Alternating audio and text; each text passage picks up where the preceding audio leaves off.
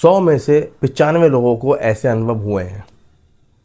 5% लोगों को, 5 लोगों को 100 में से ऐसे अनुभव नहीं हुए।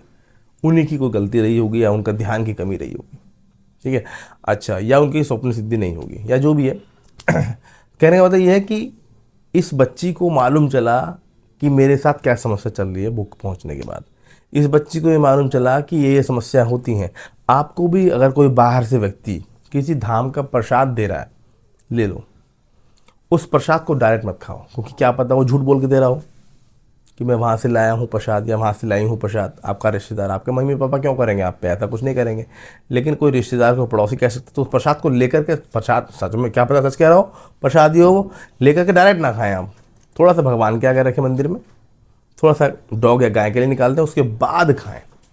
तो कोई भी उसमें ऐसा अंश गंदा अगर मिला हुआ है तो वहाँ से वो हट जाएगा। और हो सकता है कि वो प्रसाद ही हो, या हो सकता है कि वो नॉर्मल चीज़ हो, कुछ वो करके करवा के नहीं लाया हो पड़ोसी आपका, लेकिन चौराहे से चल के आई है, उसी रोड से चल के आई, रोड से कोई चीज़ लग गई हो उसमें, है ना, ऐसा भी हो सकता है।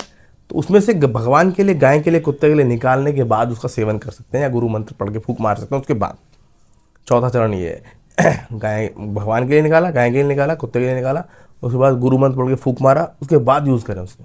तो आपको ना के बराबर ऐसी कोई नेगेटिविटी परेशान करेगी नहीं, या फिर लगेगी ही नहीं, क्योंकि आपने पहले से ही उसके रास्ते बंद कर दिए।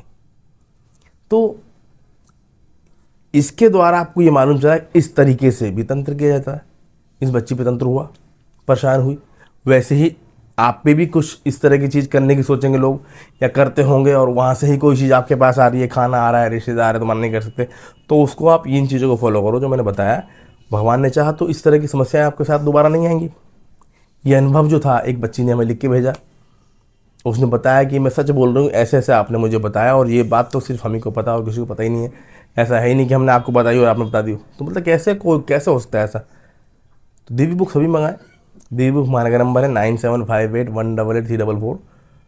और हनुमान जी महाराज की पंचरत्न सामग्री जो मेरी देख रेख में पैक होती है और बनती है, मेरे द्वारा ही अभिमंत्रित होती है।